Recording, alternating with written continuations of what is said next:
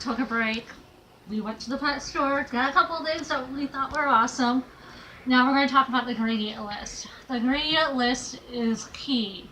Um, Hey, no.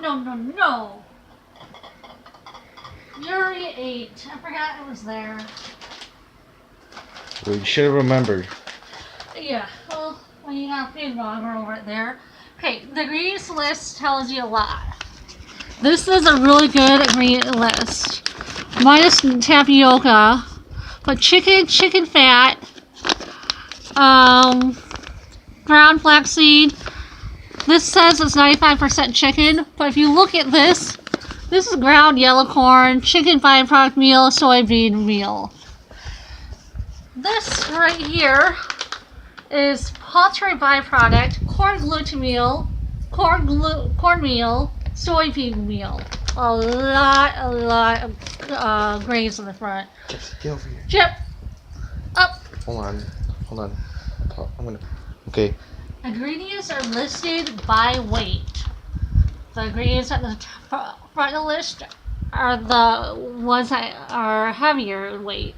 Usually, meat is listed with the water weight, so if it's towards the front, there's a lot of grains, you can assume that the meat's towards the back. Towards the bottom is usually vitamins and minerals. Now, one thing you want to know is the byproducts. When they talk about it, they're the remains of the animal after most of the meat has been removed. We're talking about intestines, undeveloped eggs, eyeballs, bones, feathers.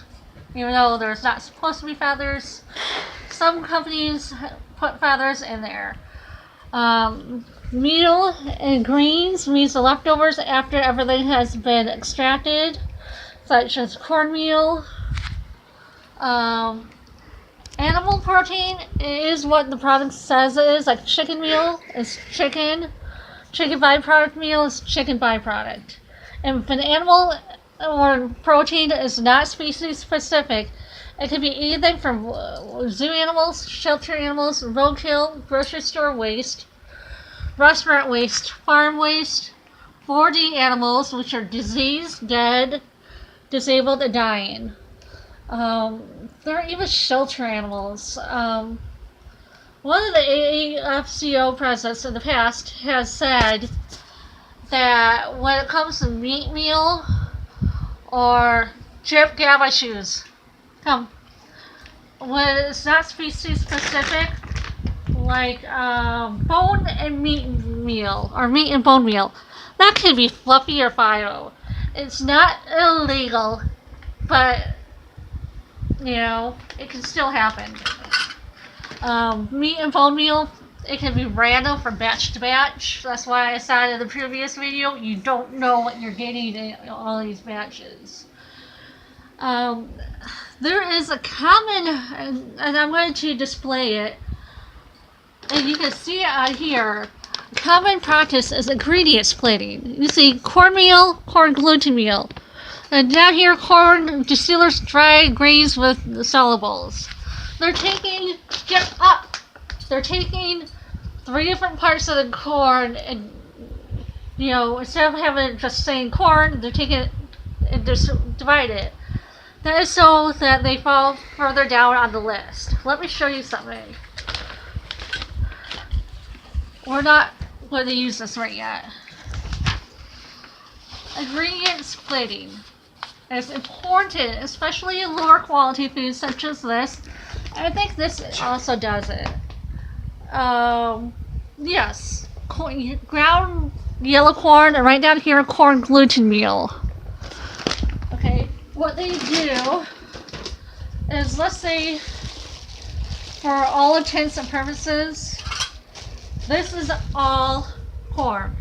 You take the process of taking a whole ingredient and break it down to simpler items. Cornmeal.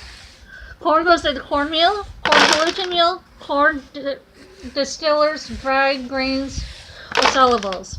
This is down to the lower, like I said, the corn down to lower ingredients so that the meat comes to the front of the list. But it's very deceptive. We're going to take 1/3 of a cup. And we're going to put this in here. I'm going to measure it here. This is, all these beans represent different parts of the corn. We're going to take this white corn is cornmeal. Throw that in here. The light red kidney beans is cornmeal. Corn gluten meal. Throw that in here. I should have got it over there like I said I would. And the dark red beans is a corn distiller's meal, or whatever it was. Together, that equals a cup. However, separately is 1/3 of a cup, and let's say this nasty kibble represents the meat. It's a 1/2 cup. And I'm making a big mess here. Of course you are. That's my nephew, Caleb. Caleb, No, no, say hi. no. Okay. A 1/2 cup is definitely more than 1/3 of a cup. So when it divides up 1/3 of a cup and 1/3 of a cup and 1/3 of a cup, this would be lower on the list than 1/2 of a cup of meat. However, when you add it all up, 1 cup is definitely a lot more than a 1/2 cup. And that is what ingredient explaining is. It's a very deceptive process. It normally happens in crap kibbles such as this and this and Purina. I've even seen it done in Purina where they break down soy. One thing you don't want in your kibble is grain, a lot of grain. Don't think that grain-free kibble is low carb. They just replace the grains with potatoes and peas and whatnot. Kibble has to have carbohydrates. Carbohydrates glue the kibble together. And that is it for this one.